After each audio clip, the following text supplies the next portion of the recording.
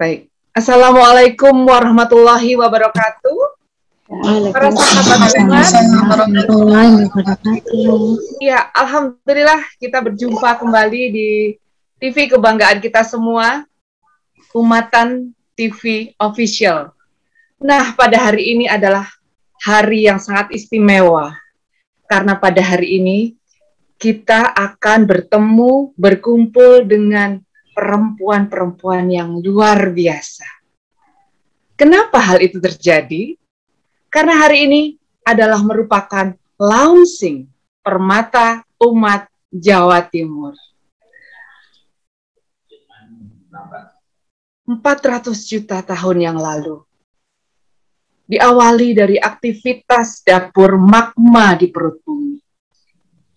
Cairan bersuhu di atas 1000 derajat Celcius terus bergerak dalam selubung bumi. Tekanan yang kuat dari dalam mendorong magma untuk mencari jalan keluar ke permukaan. Ketika cairan super panas bertekanan tinggi mulai naik, cairan ini mulai melarutkan berbagai bebatuan di kerak bumi di kedalaman 161 km. Tekanan bumi yang sangat kuat mengubah mineral karbon anorganik menjadi kristal yang sangat keras, yang kita kenal sekarang sebagai batuan mulia permata. Namun, bebatuan asal permata ini tidak serta-merta bisa digunakan sebelum diberikan tekanan yang sangat luar biasa tinggi untuk membentuk dan memolesnya. Sehingga bisa kita nikmati keindahan seperti sekarang ini. Tekanan demi tekanan dialami sang bebatuan, sehingga bisa terbentuk keindahannya. Cantikmu bukan karena make up-mu, namun karena polesan riasan air wudhu. Elokmu bukan karena balutan bias warna-warni, namun karena penjagaan diri dan hati. Indahmu tidak ditandai dengan jumlah kekaguman kaum padamu, namun karena syukur tiada henti yang selalu kau tunaikan tanpa ucap di lisan. Martabatmu bukan karena harta benda bertahta serta gemerlap duniamu, namun karena wafakmu pada imam dan juga sang Allah. Tangguhmu bukan karena kerasnya engkau cabarkan, namun karena tempaan dan uliran ujian yang engkau sabarkan. Permata umat, perempuan bermartabat dan tangguh, selalu bersemangat, khidmat untuk kemaslahatan umat, agar hidup selamat dunia dan akhirat. Permata, perempuan bermartabat dan tangguh milik umat. Allahu Akbar, Allahu Akbar, Allahu Akbar, merdeka. Alhamdulillah, hari ini kita memasuki suatu babak baru tentang perempuan-perempuan Partai Umat, yaitu dengan ditandai launching Permata Umat Jawa Timur bersama saya, Ning Monik Ani Putra.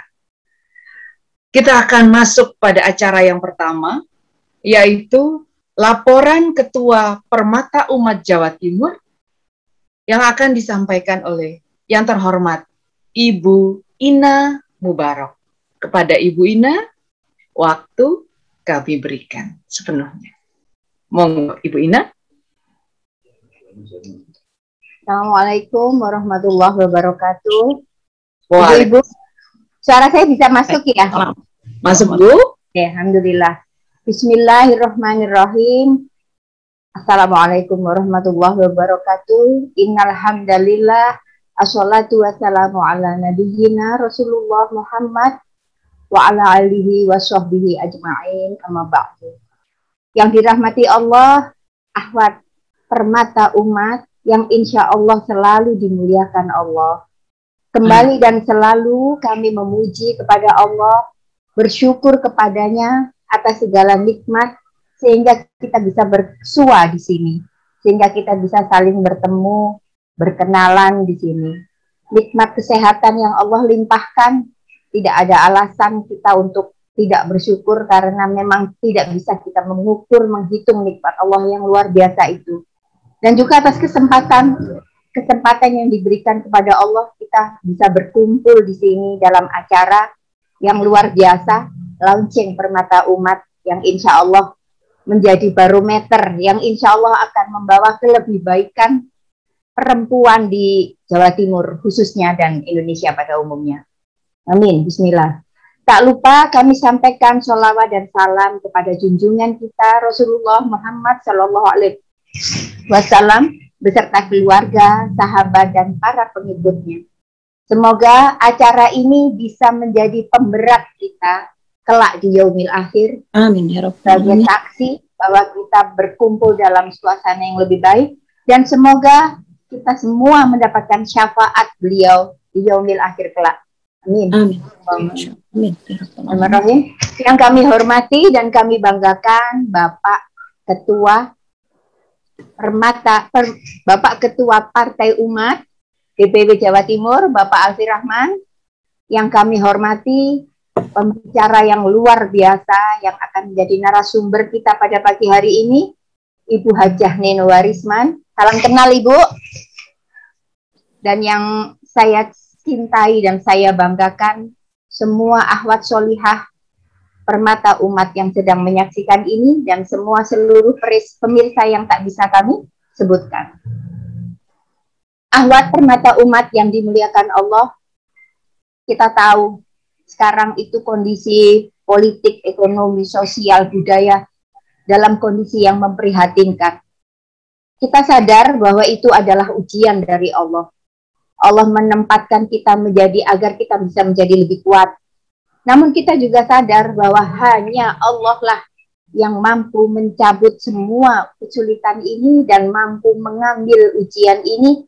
Hanya Allah lah kekuatan itu. Tapi tidak semata-mata Allah memberikan seperti itu langsung ada, begitu tidak ada. Karena Allah sudah menuliskannya di Quran surat Ar-Ra'd ayat 11, yaitu Allah tidak akan merubah nasib kaumnya bila kita tidak merubah nasib kita sendiri, begitu. Semoga kesadaran untuk berubah inilah, untuk kelebihbaikan agama dan negara inilah kita ada di sini. Bismillah. Berubah untuk yang lebih baik itulah yang namanya hijrah. Tidak berlebihan bila acara deklarasi ini diadakan di dua momen yang luar biasa, yaitu berdekatan dengan 17 Agustus dan pada bulan Hijriah saat peristiwa Rasulullah berhijrah. Dengan semangat Rasulullah itu kita di sini sekarang. Hijrah tidak bisa sendiri, karena bukan itu yang dicontohkan Rasulullah. Rasulullah tidak berhijrah dengan sendiri. Dan juga hijrah tidak bisa sendiri, karena bila hijrah itu sendiri, maka tidak akan bisa mencapai tujuan yang lebih besar. Karena syarat hijrah itu 5, Ibu. Yaitu adanya daerah asal. Kalau zaman Rasulullah dulu adalah Mekah, maka kita adalah seperti yang saya ungkapkan tadi, adalah pada kondisi politik, ekonomi, sosial, budaya yang memprihatinkan. Itu kita bermula di sini, daerah asal. Dan yang kedua adalah adanya daerah tujuan. Kalau zaman Rasulullah adalah Madinah. Kalau zaman sekarang adalah kelebihbaikan. Kelebihbaikan itu adalah tujuan kita. Dan yang ketiga adalah ada orangnya. Siapa orangnya ini? Adalah saat itu Bapak Amin Rais adalah berhijrah dari suatu tempat yang lama menuju tempat yang baru. Itu adalah ada orangnya. Siapa? Ya beliau beserta para pembela beliau itu. Dan syarat yang keempat adalah ada yang menyambutnya, yaitu kaum Ansor. Kalau Pak Amin Rais tadi itu adalah kaum Muhajirin gitu ya. Harus ada syaratnya, itu ada yang keempat ini adalah kaum Ansor. Siapa Ansor? Kita itu. Kitalah kaum Ansor itu yang akan merangkul untuk menjadikan Indonesia ini menjadi lebih baik sesuai dengan tujuan partai umat dibentuk. Dan yang kelima syaratnya adalah berkelompok. Rasulullah berhijrah tidak sendiri. Beliau berkelompok. Maka untuk itulah partai umat ada. Maka untuk itulah permata umat ada.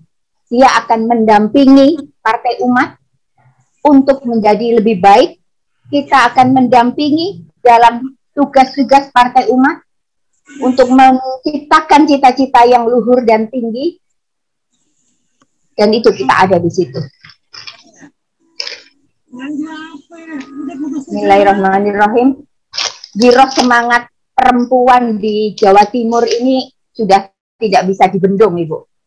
Para perempuan hebat, permata umat, permatanya partai umat ini tidak bisa dibendung untuk ikut berkontribusi dalam kelebihbaikan negeri ini. Maka rasanya saya bersyukur sekali bahwa untuk menunjukkan bakti kepada negeri dan agama ini, kita udahlah, ayo kita duluan gitu. Kita akan membentuk itu sebagai tanda mulainya babak baru kehidupan ini. Bahwa setelah kita ada deklarasi ini, kita bismillahirrahmanirrahim, kita akan segera bergerak. Bismillah, semoga Allah merestui biidznillah insya Allah. Perlu saya informasikan bahwa peserta dan pemirsa acara ini adalah seluruh permata-permata partai umat yang ada di Jawa Timur, alhamdulillah, dan alhamdulillah juga insya Allah dipersani oleh seluruh Indonesia, karena kami sudah menyiapkan dengan seksama acara ini dengan usaha yang luar biasa. Semoga bisa menjadi acara sebagai niatan dakwah, begitu, adalah kami sediakan melalui Zoom dan link YouTube-nya yang alhamdulillah nanti bisa dipersani. Untuk Jawa Timur ini insya Allah alhamdulillah sudah menyebar dan merata. Itu yang masuk menjadi grup. Kalau yang kemarin itu yang saya ini mengcompare tidak boleh ya. Kalau gitu saya tidak mengcompare. Saya bilang permata umat jauh lebih hebat dari partai tempat hijrah saya yang awal. Kalau yang di partai kalau yang di permata umat ini daerahnya giat dulu. Jadi daerah sudah ada, mereka semangat, maka kami menjadi lebih semangat lagi.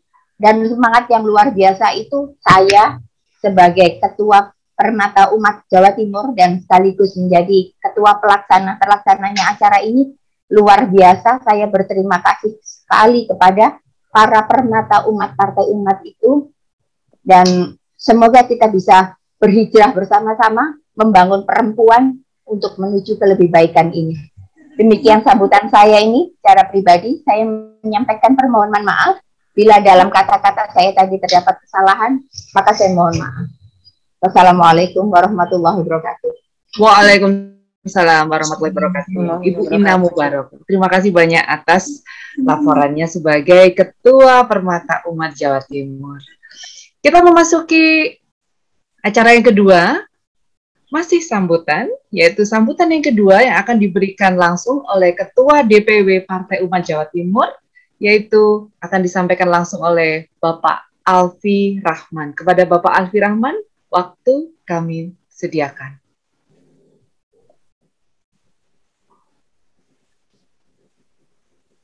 Assalamualaikum warahmatullahi wabarakatuh. Waalaikumsalam warahmatullahi wabarakatuh.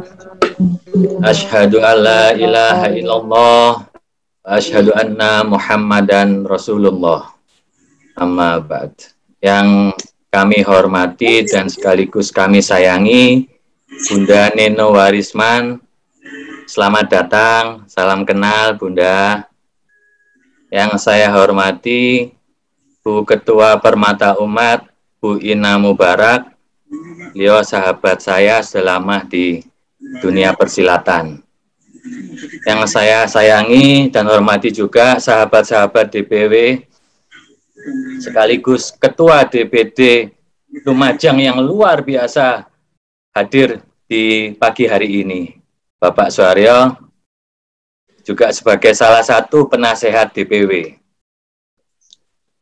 Mas Bagus, Mas Mustafa, bunda-bunda permata umat di seluruh Jawa Timur, izinkan saya baru pertama kali bertemu dengan jenengan-jenengan semua.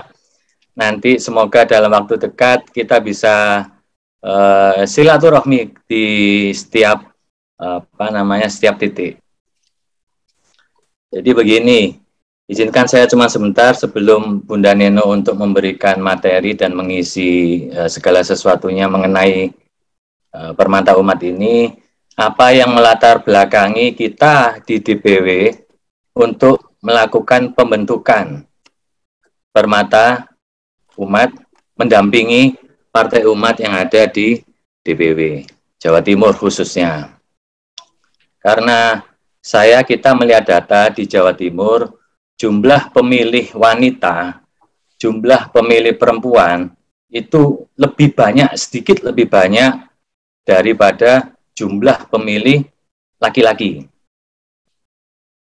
Tidak hanya sekedar jumlah pemilih, saya punya pengalaman khusus di daerah pemilihan saya yang pada waktu itu, dan alhamdulillah pada waktu itu juga masih belum diridhoi untuk jadi, itu para wanita, para ibu-ibu itu lebih komitmen, lebih nyong ketika ikatan pertama itu terjadi, kemudian sampai selesai tetap mengikat, beda dengan bapak-bapak ini. Jujur saja kalau bapak-bapak ini sedikit berpikir pragmatis, Bu Monik, Bunda Neno. Nah, berbeda dengan wanita yang berpikir secara harmonis atau membawa perasaan sehingga ikatan-ikatan komitmen itu terjalin dari awal sampai akhir.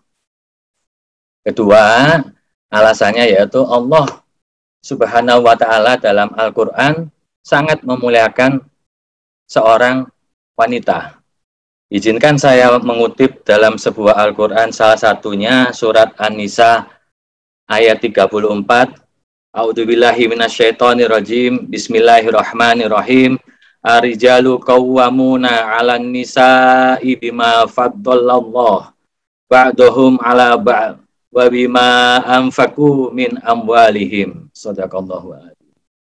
Artinya laki-laki itu pelindung memang menjadi pelindung bagi perempuan karena Allah telah melebihkan sebagian mereka laki-laki sebagian dari perempuan, dan karena itu laki-laki telah memberikan, artinya mempunyai kewajiban memberikan nafkah kepada seorang perempuan atau istri. Begitu hebatnya seorang wanita sehingga laki-laki sungguh terikat untuk memberikan nafkah.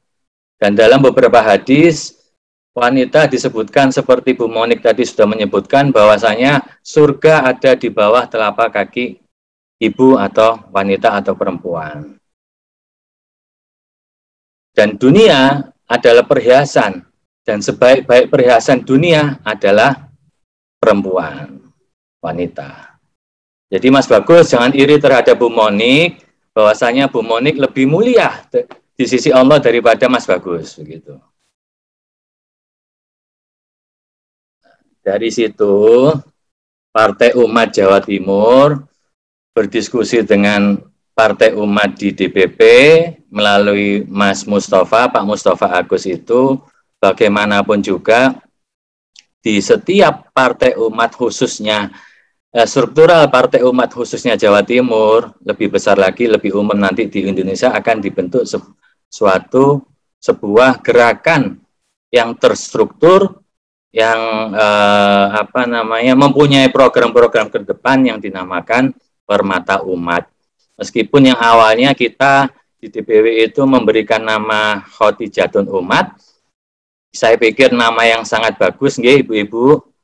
Tapi karena DPP mempunyai konsep, mempunyai ide atau mempunyai pikiran yang saya pikir lebih bagus lah, kita dapat terima nama berubah dari Khotijatun Umat menjadi nama Permata Umat. Insya Allah barokah. Insya Allah.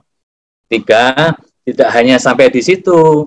DPW juga akan memfasilitasi ibu-ibu sekalian yang akan dijelaskan oleh Bapak Mustafa nantinya. Apa fasilitas itu yang DPW berikan kepada bunda-bunda permata umat? Berupa lapak umat. Karena kita tahu, kita paham, para ibu-ibu kan doyan untuk berjualan. Jadi kita fasilitasi berupa lapak umat. Monggo nanti secara teknis bisa disampaikan yang bersangkutan, Bapak Mustafa. Insya Allah dalam lapak tersebut akan dibaca atau diketahui oleh tidak hanya seluruh Jawa Timur, bahkan seluruh Indonesia. Dan satu lagi, saya yakinkan di DPW siapapun bunda-bunda yang menaruh apapun itu nanti jualan atau apa di lapak umat, tidak akan ada potongan 1% pun.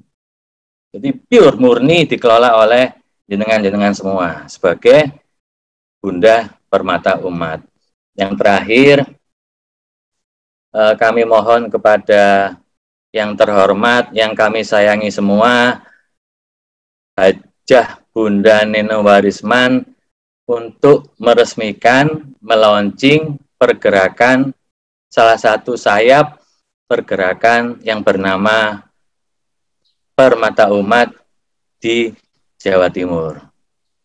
Sekian, supaya saya tidak panjang lebar, mohon maaf bila ada kesalahan dan kekurangan, dan mohon maaf saya secara pribadi belum bisa bertemu dengan bunda-bunda permata umat di Jawa Timur.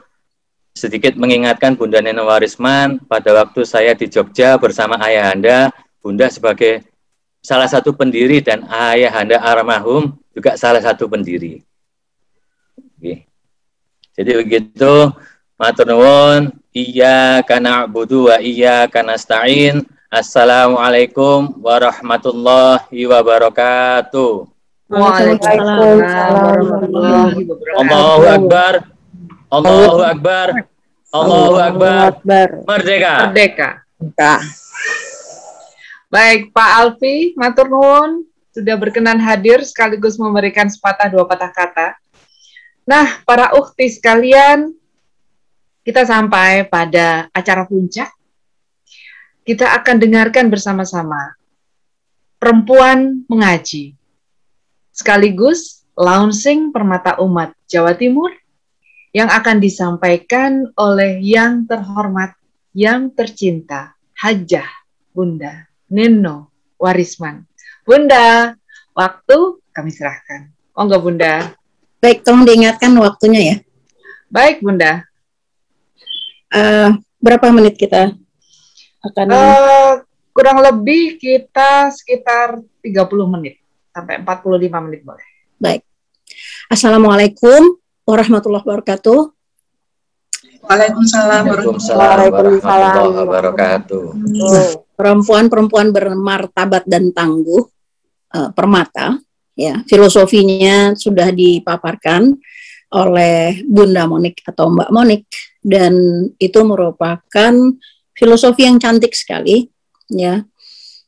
Saya secara pribadi menyambut nama tersebut dengan sikap positif karena di dalamnya memang ada satu energi besar ketika kita tidak menerima sebuah kata tanpa kita memahami betul kekuatan makna kata tersebut. Karena kata itu meaning seeker, meaning maker. Dia melahirkan makna, bukan hanya ibu, perempuan yang melahirkan, tapi kata juga melahirkan.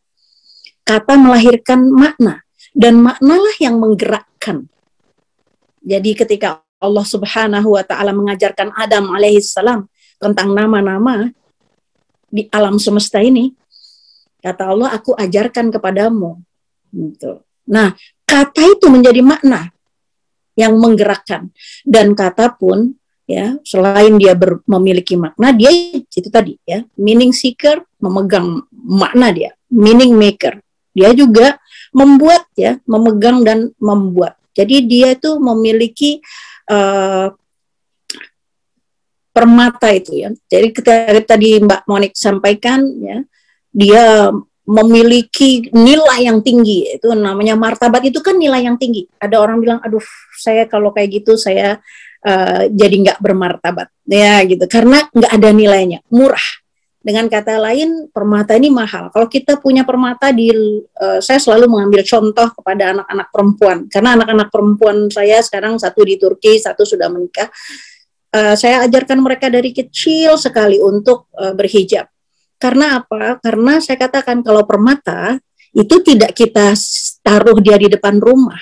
Permata itu kita bungkus dia biasanya, ya, kemudian kita letakkan boxnya itu kemudian kita taruh di lacinya kita kunci. Ketika kita keluar dari kamar kita, kemudian kita kunci lagi. Ketika keluar dari rumahnya kita kunci, bahkan pagar rumahnya pun kita kunci lagi.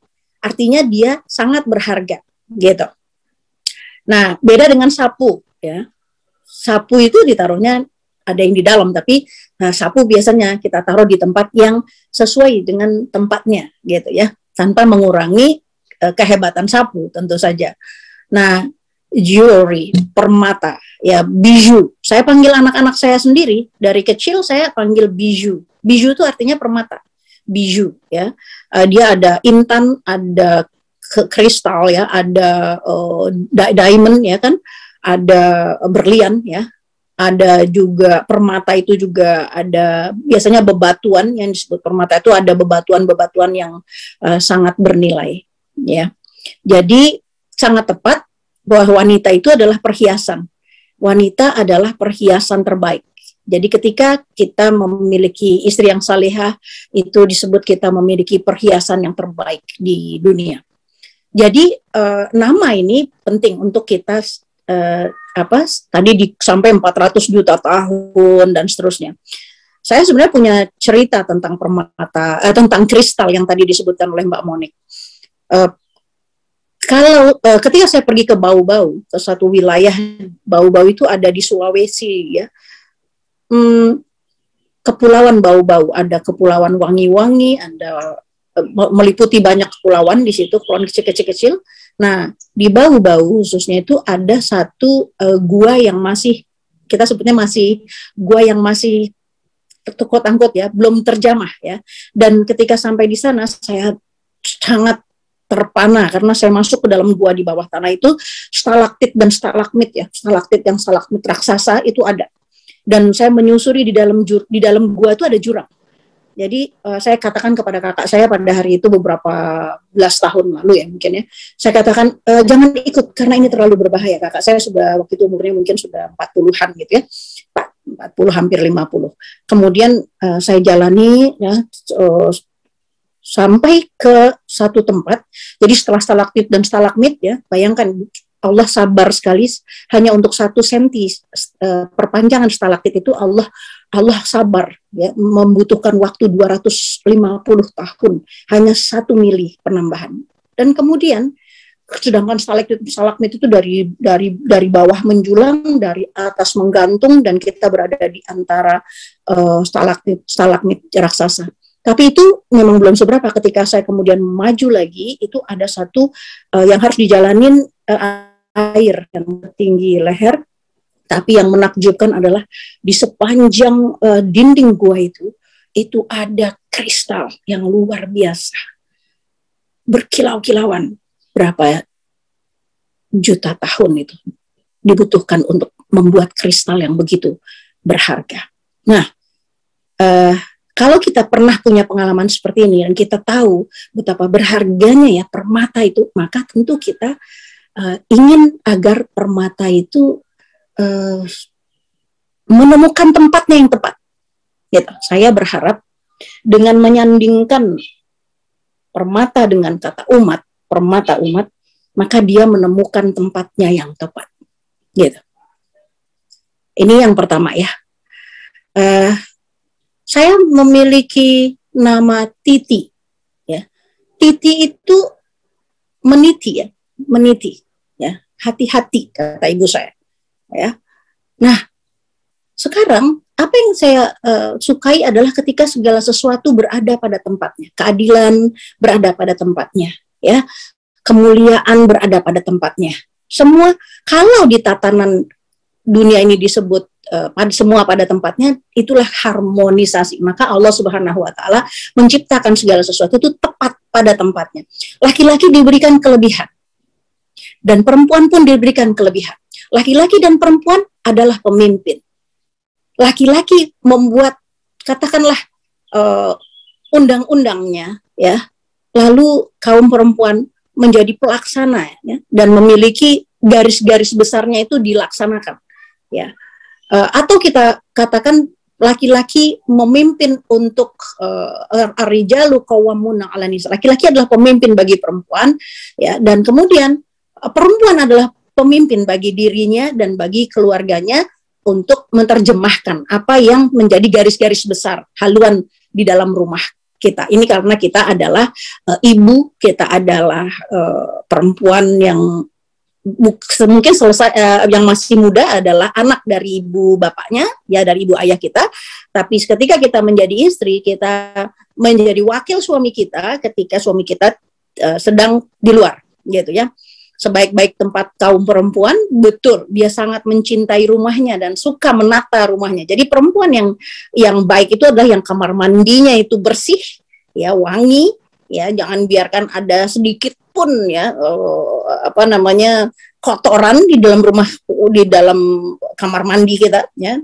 Kemudian kamar juga tertata baik, ya, walaupun sederhana, tetapi bersih dan sederhana. Itu adalah perempuan yang mengatur rumah tangga semua. Ada juga kaum laki-laki yang suka beberes, ada. Tapi kelebihan dari kaum perempuan adalah dia punya cita rasa. Dia bisa meletakkan di mana bunga, di mana diletakkan galon itu, kemudian diberi sarung galon. Banyak sekali, ya, kapasitas. Saya mau bicara nanti tentang beberapa 5 hal. Tapi saya mau mengawali bahwa perempuan adalah ratu, ya, bukan hanya di dalam rumah tangganya, tapi dia adalah ratu di alam semesta. Ini dia ratu. Karena itu kalau dia nanti sampai jannah, dia menjadi ratunya bidadari. Jadi betapa istimewanya itu. Maka kita harus menempatkan diri kita sesuai dengan apa yang pada tempatnya. Kalau sesuatu tidak pada tempatnya itu namanya zalim. Maka ketika keadilan tidak tegak, itu zalim. Maka ketika ekonomi, ya, misalnya di wilayah ekonomi kita katakan dikuasai oleh oligark, ekonomi hanya segelintir orang yang menguasai, katakanlah 1% orang atau 1% kelompok menguasai 49%, ya, kekayaan. Bayangkan 1% menguasai hampir 50% kekayaan negeri ini, itu sesuatu yang tidak pada tempatnya. Harusnya sebesar-besar kemakmuran adalah untuk kemaslahatan umat, kemaslahatan rakyat. Nah, ketika sesuatu tidak pada tempatnya, itu namanya zalim. Dan sikap dari manusia beriman terhadap kezaliman adalah dia menolak dan dia berusaha memperbaiki. Karena itu visi dan misi yang disandang itu harus meresap ke dalam jiwa sanubari. Nggak bisa kita mau-maunya sendiri, nggak bisa. Kita hidup ini satu dibatasi oleh usia, ya, oleh waktu itu sendiri, dan kita hidup di dunia ini juga harus memiliki pengetahuan yang komprehensif tentang fungsi dan tugas kita sebagai khalifah, ya. Karena wanita juga khalifah, wanita adalah pemimpin, ya, di dalam urusan yang dia pilih. Kalau dia sudah selesai dengan rumah tangganya, dia bisa menjadi melebarkan sayapnya. Tapi jangan ketika dia belum beres di dalam rumah, dia sudah melebarkan sayapnya, akhirnya mungkin keteteran di dalam rumah. Nah, ini yang memang tempatnya dan kemuliaannya ada di situ, ya. Itulah martabatnya perempuan itu, bukan hanya di luar tapi juga di dalam. Di dalam semuanya harus beres, dia bisa mengembangkan sayapnya keluar. Baik, ibu-ibu, ukhti fillah semuanya, dan juga siapa saja yang menyaksikan video ini, ayo kita berikan penghargaan, ya, yang tinggi kepada perempuan atau kepada wanita yang oleh Partai Umat ini diberikan, ya, kehormatan dengan nama Permata Umat. Artinya dia harus menjadi sesuatu yang sangat bernilai, berharga, dan pada keadaan-keadaan tertentu dia dapat menjadi andalan, Ya kan kalau kita nyimpen permata, itu kan kita betul bisa menjadi hiasan, tapi pada saat-saat yang kita butuhkan dia bisa menjadi andalan kita. Ya secara ekonomi ya, misalnya dia bisa dijual, ya dia bisa menjadi ini jangan difahami bahwa wanita dijual, tidak. Tapi maksudnya di sini adalah dia dapat menjadi andalan utama, begitu. Nah, kerabat semuanya, ya saya biasa memanggil kerabat di siaran Nino Warisman Channel ya. Hal yang sangat memprihatinkan hari ini tadi sudah dikatakan oleh baik ketua DPW maupun ketua Permata ya. Saya ingin hanya menambahkan saja ya, mengajinya kita itu saya tambahkan. Seorang permata, seorang perempuan yang bermartabat dan tangguh itu lahir dari adanya kesadaran diri. Jadi kita ini sadar, secara kosmis kita sadar bahwa kita adalah tadi ya satu perempuan yang perempuan itu beda, tidak berkumis ya tidak kumisnya nggak panjang, nggak kayak laki-laki ya. Dia juga nggak berotot. Ya ada perempuan yang berotot, tapi maksud saya dia itu punya ciri-ciri sendiri sebagai perempuan. Bahkan suaranya pun Allah ciptakan beda. Ya, jadi kita harus kenal dengan semua yang ada pada diri seorang perempuan. Ya, jadi yang pertama ingin saya sampaikan adalah satu, kita harus ngerti, tahu, paham yang disebut dengan pertama sekali adalah kapasitas. Ya. Kapasitas, kedengarannya kita selalu kapasitas, kapabilitas, integritas, ya. Ini tiga serangkai. Kapasitas, kapabilitas, integritas. Kalau sudah punya, ngerti benar dia punya kapasitas, dia bisa menjalankan kapabilitasnya dan bisa memberikan integritasnya. Termasuk di dalamnya integritasnya adalah kemerdekaan, bersikap, berpendapat, dan menjalankan keyakinannya ya secara all out, secara kafah. Kalau dalam bahasa kita bilang kafah, integrity. Setelah itu baru ketika dia nanti sudah beres di rumah, dia mau maju ke lahan. Katakanlah kita sudah bicara tadi tentang bagaimana perempuan itu lebih dari 50% pemilih, betul. Dan perempuan permata disediakan lapak untuk berniaga, ya, berniaga. Bakulan, ya. Itu betul sekali. Nanti dia akan sampai pada elektabilitasnya dia punyakah, karena dia punya popularitas tinggi apa enggak. Kan semua orang harus promo tentang dirinya. Ketika dia akan menjadi misalnya anggota dewan, atau dia akan menjadi siapa, dia harus punya kepengetahuan orang. Ya, orang harus kenal sama dia, orang kenal kapasitas dan kapabilitasnya, serta integritasnya. Semua itu bisa terjadi ketika tiga serangkai ini beres. Satu, kapasitas. Perempuan permata itu harus punya kapasitas.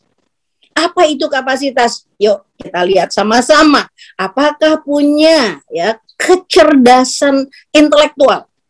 Kecerdasan intelektual itu sudah dibekali oleh Allah, bukan? Dia punya ya bekal yang paling utama adalah penglihatan dan pendengaran. Maka digunakanlah semua penglihatan dan penginderaan itu untuk menerjemahkan, untuk inna fi khalqis samawati wal ard wa ikhtilafil laili wan nahari la ayati li ulil albab alladzina yadhkuruna Allaha qiyaman wa qu'udan ala junubihim wa yatafakkaruna fi khalqis samawati wal ard rabbana ma khalaqta hadza batila subhanak faqina adzabannar. Maka menjadi khalifah lah, menjadi orang yang ulil albab, yang selalu memikirkan tentang kejadian-kejadian di alam semesta, baik siang maupun malam, begitu kan ya. Jadi apa yang terhampar di alam semesta ini semuanya itu menghadirkan kepada dia sebuah semuanya ada ingatan dia kepada Allah, baik saat dia hebat maupun saat dia sedang biasa-biasa aja, ya, dan saat dia terpuruk jatuh. Hari ini perempuan Indonesia adalah bagian dari rakyat Indonesia yang sedang terpuruk. Ketika perempuan permata, dia tidak mampu membawa cahaya pada sekelilingnya, pada keadaan keterpurukan ini, maka dia tidak atau belum bisa menjadi ulil albab atau orang-orang yang selalu membawa zikirnya itu berupa zikir yang bukan zikir yang diucapkan, iya tentu saja, tapi zikir dalam arti dia bekerja juga, karena kerja adalah zikir juga, sholat adalah zikir juga, ya, berpikir adalah zikir juga. Jadi semua itu menunjukkan apakah kita memiliki intelektualitas, ya. Jadi yang namanya kapasitas itu adalah punya kecerdasan intelektualitas untuk membaca alam semesta ini. Oh ngono toh, loh, kok gitu? Oke, saya mau cari vaksin itu bagaimana? Posisinya, statusnya, ingredientnya, apanya semua. Oh, ini keterkaitannya sama apa ini? Kok ada berita ini? Oh, mana kebenarannya? Itu adalah kemampuan kecerdasan kita secara kognitif untuk membaca semuanya. Lalu ketika kita sudah sampai baca, kita katakan, oke, kita punya satu aksioma, kesimpulan. Nah, kesimpulan ini harus diujikan lagi. Ya, kita tanya kepada ahli, benarkah ini, benar? Kalau sudah sampai di sana, maka dia dapat mengatakan, oke, saya sudah menemukan. Ya, saya menemukan pengetahuan saya tentang ini berdasarkan otak saya, ya, yang bekerja untuk meneliti ini. Oke, berarti saya meyakininya. Kan gitu. Jadi enggak asal-asal, oh katanya, kata orang begini, enggak. Seorang permata, ya, seorang perempuan permata yang bermartabat dan tangguh, dia harus memiliki kecerdasan intelektual untuk membaca dan memilih serta meyakininya. Gitu. Jadi nggak bisa dipengaruhi. Ya, walaupun orang bilang, oh ini nggak cepet-cepet ikut ngekor aja, enggak, diteliti dulu, dilihat dulu, difahami dulu, gitu. Ya, itu yang pertama. Jadi dia punya kecerdasan intelektualitas. Yang kedua, dia harus punya kecerdasan emosi. Kecerdasan emosi itu adalah sesuatu yang sangat khas perempuan. Misalnya ketika kita waktu remaja kita bilang, iya nih lagi monthly period, jadi bete. Oh ini nih lagi tanggung bulan, jadi bete. Oh ini nih lagi baru kematian suami, jadi masih kesedihannya masih panjang, 6 bulan belum selesai. Ya, itu semuanya adalah tanpa mengurangi rasa hormat kepada kesedihan atas kehilangan siapapun anggota keluarga. Tapi bukankah Rasulullah Shallallahu Alaihi Wasallam mengatakan bahwa kesedihanmu atas kehilangan sesuatu, kehilangan uang, kehilangan motor, kehilangan mobil, kehilangan apalah gitu ya, orang yang kita cintai berpulang ke rahmatullah, kesedihannya 3 hari. Itu yang saya ketahui, koreksi saya kalau saya salah. 3 hari saja, habis itu kita bekerja kembali. Bukan berarti kita tidak menghargai perasaan kita, enggak. Tapi kita punya PR dan pekerjaan banyak sekali. Ya, kesedihan itu dicukupkan. Ya, itu sedih. Begitu juga kalau gembira, enggak perlu sampai joget-joget. Ya, suaminya diangkat, malah istrinya yang bikin acara terus joget-joget, gitu ya. Kalau marah juga, ya. Pembantu rumah tangga atau khadimat kita cuma melakukan kesalahan kecil, marahnya kayak setan gitu ya. Itu anak kita mungkin dikaruniai Allah kebutuhan khusus ya, sehingga kita bilang, aduh, nggak ada orang yang lebih malang dari saya. Jadi sepanjang tahun wajahnya kusut saja ya. Karena apa? Karena dikasih sama Allah tugas untuk mengasuh anak-anak berkebutuhan khusus. Ini banyak sekali ya. Wanita-wanita yang lupa bahwa dia memiliki ya stabilizer untuk perasaannya. Betul, perasaan itu turun naik, tetapi sebagai wanita permata nggak ada ceritanya. Misalnya BBM naik, kirim mobil semuanya ke pom bensin, BBM tetap naik kok. Kenapa mesti panik? Tidak ada kepanikan, ya. Jadi kita dengan bacaan tadi yang pertama, kita punya intelektualitas, maka emosi kita harusnya lebih stabil. Dihina, dicaci, dimaki, mungkin saya lebih buruk dari itu. Bisa jadi saya lebih buruk dari itu. Ya, jadi punya emosi, kecerdasan emosi yang sangat stabil.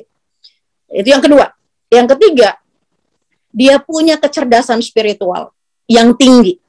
Dia menerjemahkan semua langkah atau stimulan yang ada di alam semesta ini semuanya dalam rangka pengabdian dia kepada Allah Azza wa Jalla. Nggak peduli yang lainnya. Pokoknya pandangannya Allah saja. Orang lain mau bilang apapun, dan nggak usah diumum-umumin. Oh, saya ini lillahi ta'ala, saya ini lillahi ta'ala. Nggak usah. Itu urusan kita dengan Allah. Ngasuh anak. Nggak boleh bilang, saya udah, kamu tuh sudah saya sekolahkan tinggi-tinggi itu pakai jualan batik saya itu gitu. Saya kepala jadi kaki jadi kepala. Nggak perlu. Nggak ada satu perempuan permata pun yang dia meminta pamer jasa atas apa-apa yang dia nanti minta kepada Allah. Jadi nggak usah minta upah di bumi ini, minta kepada Allah Subhanahu wa Ta'ala. Mengasuh anak, mulai mendampingi suami, kemudian mendampingi masyarakat. Pokoknya semua itu dalam kerangka hanya spiritualitasnya tinggi. Siang bekerja hebat sekali, malam menangis habis-habisan. Siang bekerja lagi, malam menangis habis-habisan. Kalau malam seperti pertapa, kalau siang seperti singa, ya. Apa itu? Lapak. Dia berjualan. Karena laki-laki itu biasanya kalau sudah sebagian yang mentalnya lemah, ada para suami yang mentalnya lemah, istrinya yang maju terus di jam. Pokoknya perempuan itu kalau anak ya harus makan. Asal jangan jual diri, artinya jangan jadi naudzubillah min zalik, ya, misalnya ya menjual harga dirinya itu dengan cara apapun, ya. Maksudnya apa, secara ideologi atau secara biologis, ya kan? Kalau biologis sudah ngerti, ya. Tapi secara ideologi juga bisa. Menjual ideologinya bisa, gitu. Nah, ini jangan sampai terjadi karena apa? Karena kita itu sebetulnya punya, ya, sesuatu yang nanti saya katakan sebagai kecerdasan yang terakhir, kecerdasan yang keempat adalah adversity, adalah ketangguhan yang tadi disebut itu, bermartabat dan tangguh. Kita itu kalau makin dilatih, akhirnya kita tuh tangguh. Tapi kalau kita nggak melatih diri kita, sebentar-bentar panik, sebentar-bentar sedih, sebentar-bentar berpikiran jelek, itu nggak akan jadi wanita yang tangguh. Jadi kita melihat sesuatu sebagai latihan. Oh, saya sedang dilatih ya oleh Allah. Maka keluarlah dia dengan 4 kecerdasan. Kecerdasan intelektualitas, ya, kecerdasan emosi, kecerdasan spiritual, dan 3 kecerdasan adversity. Adversity itu adalah kemampuan untuk melihat peluang di tengah kesulitan. Jadi perempuan-perempuan tangguh itu adalah tidak pernah putus asa. Dia selalu melihat ada peluang dan dia akan menjalankannya. Tapi tentu dengan keelokan, dengan tetap keanggunan perempuan. Ojo dadi wong lanang. Jadi jangan orang perempuan itu kok koyok wong lanang, jangan gitu. Kita tetap dengan keperempuanan, tetap dengan kesantunan, tetap dengan keelokan. Ya, banyak sekali perempuan-perempuan yang bekerja di lahan-lahan lapak-lapak itu makso. Nek dodolan ki makso ojo. Kita itu sudah diatur rizkinya sampai orang tuh merasa terganggu. Jangan. Kita tetap harus mulia, ya, tetap harus elok, ya. Kalau ini sudah dimiliki, ya, integritas kapasitas, kita kemudian jadi punya kapabilitas untuk menjalankan tadi kecerdasan kita itu punya ruangnya, sehingga kita saya capable banget. Oh, ada orang yang capable, sangat mampu jadi sekretaris. Kalau gitu saya di rumah ini biasa kok kayak gini, saya bisa ngatur ini. Nempatin diri. Jangan kita mengambil porsi yang bukan porsi kita, gitu. Jangan juga kita underestimate sama diri kita, punya kapabilitas tapi nggak mau, itu juga underestimate atau overestimate, ketinggian. Sudah nggak mampu jadi pemimpin, masih terus mau jadi pemimpin, nggak benar. Jadi kalau pemimpin sudah nggak mampu menjalankan kepemimpinannya, ya harus mundur, harus turun, kan gitu. Dia harus ngerasa, oh saya nggak mampu ini ngatasi. Anakku pilek kayak aku nggak bisa, nggak ngerti caranya bagaimana. Aku harus membutuhkan dokter. Kalau saya misalnya, anak saya flu, anak saya pilek, saya nggak langsung mengambil obat, enggak. Yang pertama adalah mengenalkan kepada anak di mana Allah itu dalam saat kau sakit. Jadi anak kita ingat dulu Allah, sebut dulu nama Allah Rabbmu, karena Allah lah yang menciptakan seluruh perangkat tubuhmu, nasalmu, semuanya ini diciptakan Allah dengan sangat rumit. Kenapa kau sakit? Mungkin karena kau terlalu lelah. Minta ampun dulu sama Allah. Bawa dulu anak kita untuk minta ampun kepada Allah. Mungkin main sepedanya kecapean. Dari kecil dikenalkan dulu bahwa Allah lah pemilik sehat itu. Setelah itu ya bukan kita kan manusia boleh memilih. Kita boleh memilih. Kita makhluk yang paling bisa memilih adalah kita dengan akal. Maka saya memilih apa? Saya memilih untuk menguap saja dulu, memberikan uap ya dari air dikasih garam. Kenapa garam? Karena garam itu menyembuhkan nasal, ya kan? Dia menghancurkan dia membunuh bakteri. Lalu habis itu apa? Minum vitamin. Nggak perlu dikasih ventilator misalnya. Orang flu kok, ya kan? Nanti jantungnya bekerja, ngudaknya itu nggak kekejar, karena alat dengan jantung kan beda. Allah ciptakan jantung tuh indah sekali detaknya. Dia indah sekali kalau kita dengerin detak jantung. Kalau alat kan seperti masinal gitu, jadi nggak ngejar jantungnya. Nah, jadi ojo buru-buru. Saya adalah ibu yang memilih untuk memberi kesadaran pertama kepada anak. Dan itu pilihan. Itu adalah hak setiap individu. Sehingga kita itu menjalankan semua fungsi dengan capable. I'm capable to be a mother. Saya sangat punya kapabilitas untuk menjadi ibu anak-anak saya. Saya paham ini. Oke, gitu kan? Nah, kenapa Ibu Khadijah radhiyallahu anha melamar baginda Rasulullah SAW? Karena dia bilang, saya ini capable sekali. Saya punya kapabilitas untuk mendampingi orang yang sebagus itu, Muhammad. Orang yang paling jujur, karena saya juga jujur. Karena saya juga dagangnya jujur. Karena saya pinter. Dia pinter. Kelihatan dia pinter. Saya juga pinter. Saya capable, gitu ya. Tapi itu tidak boleh ketinggian dan tidak boleh kerendahan, ya. Nah, teman-teman, para ibu sholihat, para permata, kalau kita sudah punya kapasitas kita besar, kita bilang kalau kapasitas itu kapasitasnya dia besar, makin besar kapasitasnya maka kapabilitasnya pun akan besar. Jadi kalau Ibu RT tentu kapasitasnya untuk menangani sekitar 200 rumah, ya. Kalau Ibu RW dia mungkin menangani kapasitasnya untuk menangani 20.000 rumah. Begitu juga kalau sudah jadi ibu bupati, dia mampu kapasitasnya menjangkau katakanlah misalnya 2 juta orang, ya, 2 juta orang. Nanti sampai terus-menerus kalau dia menjadi menteri misalnya, dia punya kapasitas sangat besar. Nah, kapabilitas dan kapasitas ini mesti diberdayakan.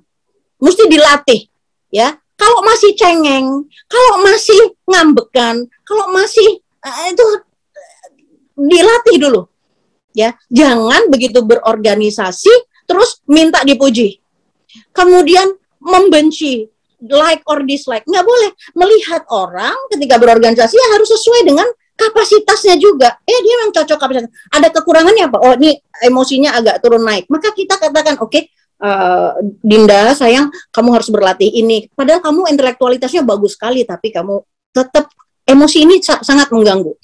Tapi ketika kita kemudian punya, contoh punya pemimpin misalnya.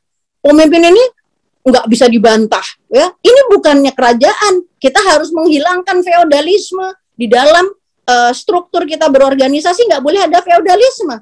Nah, kecenderungan itu masih ada feodalisme. Nah, ini yang harus di dalam perkerabatan dalam permata ini mesti egaliter, mesti sama. Jadi pemimpin itu bukannya yang ditunduk-tundukin, bukan. Tapi pemimpin adalah yang mengayomi, yang punya kapasitas yang besar, punya intelektualitas besar, ya, punya kapasitas besar dan akhirnya bisa memiliki kapabilitas yang besar. Kalau sudah punya kapasitas dan kapabilitasnya itu seimbang, terus ya naik dikit, kapasitasnya naik. Kapasitasnya sekarang udah bisa bahasa Arab, misalnya bahasa Prancis, bahasa Turki. Nah, kapabilitasnya pun akan mengikuti dari kapasitasnya. Tapi kalau kapasitasnya itu terendah terus, ya nggak punya kapasitas. Jadi kalau dia mengambil kapasitas yang lebih daripada mengambil kapabilitas, ya, mengambil area tanggung jawab yang lebih daripada kapasitasnya, maka akan terjadi akan terjadi, yaitu ketidakpuasan, untrust, ya, distrust, nggak dipercaya, nggak amanah orang bilang, ya. Karena itu perempuan permata dia harus seimbang antara kapasitas dengan kapabilitasnya terus bersama-sama. Nah, ketika pada titik, ya, di mana dia harus membuktikan, ya, disebut integritasnya, dedikasinya, profesionalismenya, itu integritas, harus integritinya. Apakah dia punya niat baik? Niat baik itu nggak bisa dibaca, hanya Allah. Tapi juga dia tercermin dalam tindakan-tindakannya. Maka dia harus punya, ya, dalam integriti itu dia harus punya dedikasi yang tinggi. Dia harus, dedikasi itu nanti diterjemahinnya profesionalisme yang dijalankan dengan satu tujuan untuk mencapai misi bersama, bukan misi pribadi. Kalau seseorang itu membela misinya pribadi karena dia mau jadi pimpinan, menjadi ketua, nanti dia bisa nyuruh-nyuruh atau apa, lupakan. Artinya ingatkan kepada seluruh anggota, ya, ingatkan, ini nggak bisa. Ini adalah kapal bersama, baldatun thayyibatun wa rabbun ghafur. Kita mau mencapai masyarakat yang, ya, gemah ripah lojinami atau adil makmur sejahtera. Nah, kapal kaum perempuan permata umat ini akan mendorong, karena dia dominan, maka dia akan mendorong lahirnya sebuah tatanan masyarakat baru, ya, yang apa? Yang tadi itu, ya, semuanya yang bergabung di permata umat ini adalah perempuan-perempuan yang memiliki kapasitas, yang memiliki kapabilitas, dan memiliki integritas. Kejawantahannya dari itu semua adalah dia punya integritas. Habis itu, barulah nanti, jangan belum apa-apa, itu udah menyasar, saya mau dipilih, saya punya elektabilitas, kemudian pasang baliho banyak-banyak gitu. Kapasitas nggak ada, ya, integritas nggak tahu, ya, tapi kapasitas nggak ada, kapabilitas nggak ada, udah mempromosikan diri, ya, mau pasang baliho banyak-banyak, itu nggak sesuai, nggak punya kapasitas, nggak punya kapabilitas, langsung mau naik elektabilitas. Untuk menaikkannya gimana? Maka dibayar. Siapa yang dibayar? Lembaga survei. Lembaga survei dibayar untuk apa? Untuk mengatakan bahwa saya populer, bahwa saya ini punya popularitas. Nanti digunakan untuk apa? Digunakan untuk elektabilitas, untuk keterpilihan. Di mana itu? Di kotak suara.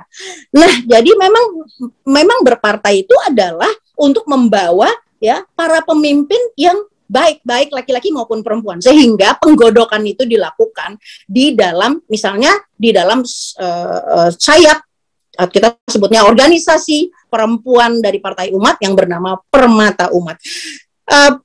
Itu saja saya kira, ya, yang ingin saya sampaikan kepada kawan-kawan semua yang akan beraktif, ya, di Partai Umat. Jaga semua, yang karena semua bermula dari sini, dari hati nurani kita kepengen membela kebenaran yang Allah firmankan, yaitu sehingga kita tidak keluar dari Al-Quran dan tidak keluar dari hadis, ya, sunnah Rasulullah Muhammad Sallallahu Alaihi Wasallam. Dan kita juga tidak keluar dari katakanlah moralitas, ya, moralitas, ada moralitas ketimuran, ada moralitas yang universal, dan kita juga tidak keluar dari kefitrahan diri kita. Jadi kita tetap menjalankan misi utama kita sebagai pendidik, ya, pendidik utama di dalam rumah kita, ya, adalah al-ummu al-madrasatul ula, ibu adalah sekolah pertama untuk anak-anaknya.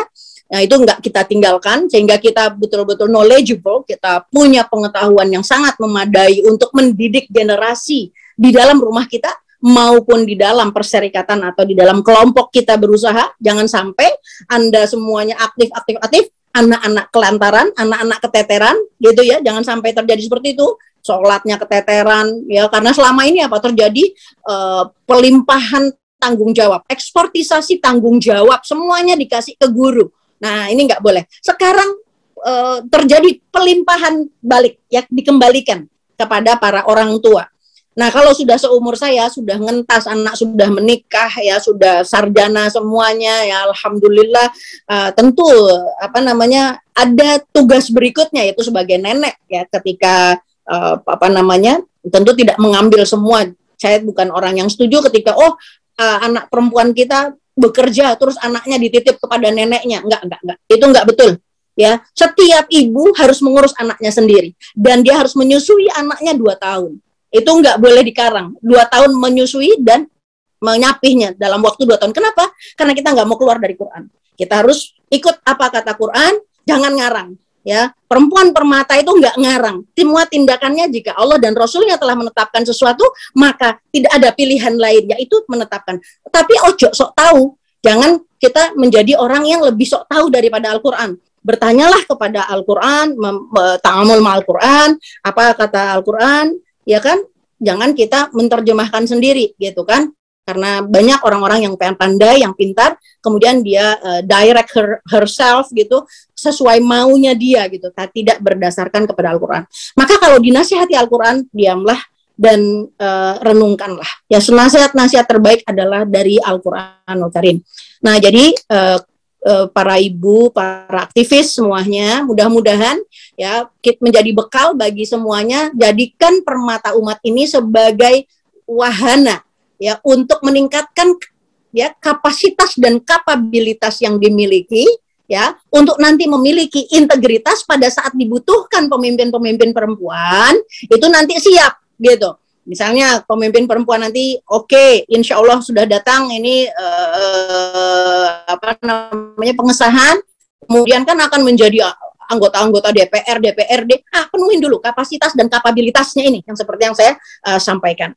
Mudah-mudahan kita juga bukan orang yang menyerahkan nasib orang lain kepada keluarga kita. Maafkan. Misalnya seorang perempuan, ini warning benar ya, misalnya seorang perempuan, dia punya tanggung jawab terhadap satu kelompok umat. Tapi nasibnya kelompok umat ini ditentukan oleh, maaf ya, suaminya yang kalau A berkata A, B, terus bedakan. Kita taat kepada suami kita, itu adalah dalam rangka ketaatan kita kepada Allah. Tapi dalam hal ya kita membuat keputusan-keputusan, itu kita nggak boleh ya mempercayakan keputusan tersebut kepada suami kita yang tidak mengerti ya tentang apa yang kita urus. Nah ini beda karena atau anggota keluarga yang lain tidak ya, nasib seluruh bangsa, rakyat, negara itu betul-betul berada pada tanggung jawab orang-orang yang memiliki integritas, berkumpul semuanya ya bersama-sama menyerahkan persembahan dia terbaik, pemikiran terbaik, ya nurani terbaik, ya kerja nyata yang terbaik, semua yang terbaik itu seperti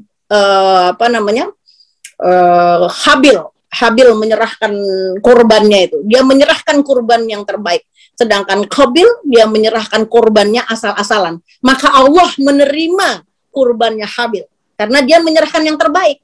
Nah, berikanlah segala sesuatu itu yang terbaik dari yang kita miliki untuk baik untuk keluarga kita ya, terutama anak-anak kita, kemudian organisasi kita, kalau memang memilih untuk berada di Partai Umat, organisasi kita, nanti organisasi ini juga bukan untuk tujuan keluarga, bukan untuk tujuan elektoral, tapi ini adalah untuk tujuan mencapai misi dari bangsa Indonesia.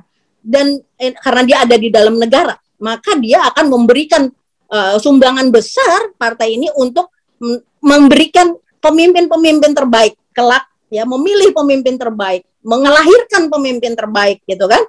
Untuk apa? Nanti untuk dikembalikan ketika pemimpin yang bertakwa, pemimpin yang takut kepada Allah, pemimpin yang tidak memakan dari kecuali yang halal, pemimpin yang menegakkan keadilan ya dengan rasa takut kepada Allah akan balasan dari si Allah, maka pemimpin yang seperti itu langkahnya bukan main, tapi kita tetap yakin itu harus dilahirkan dari organisasi yang kita pilih ya hari ini. Mudah-mudahan bukan karena perkerabatan, bukan karena macam-macam ya, bukan karena berjasa, bukan karena balas jasa, bukan. Tapi semua itu harus dilakukan karena untuk kepentingan bersama, untuk kepentingan seluruh umat, ya, bangsa, negara, dan terutama umat Islam. Itu saja Mbak Monik, mudah-mudahan bermanfaat ya. Maaf lahir batin kalau ada kesalahan atau kekurangan tolong dikoreksi. Nggih, matur nuwun Bunda. Waduh, saya sampai speechless tadi, seneng banget dengerinnya, nggak habis-habis senengnya. Baik, sekarang kita akan masuk ke tanya jawab, Bun. Ini Baik. sudah ada beberapa pertanyaan. Yang pertama dari Ibu Erna Pratiwi. Pertanyaannya adalah, mohon pengarahan bagaimana cara yang paling efektif untuk mengajak masyarakat sekitar, terutama yang SDM-nya rendah, untuk memahami visi, misi Partai Umat dengan cara yang fleksibel. Gimana, Bun? Ini pertanyaan pertama dulu. Ya. Mau dijawab. Makin pinter seseorang, makin sederhana bahasanya. Kalau kepada masyarakat yang notabene saya katakan, misalnya kapasitas dan kapabilitasnya itu misalnya masih setaraf SD misalnya, bicaralah dengan bahasa mereka. Ambillah contoh-contoh yang dekat dengan kehidupan mereka.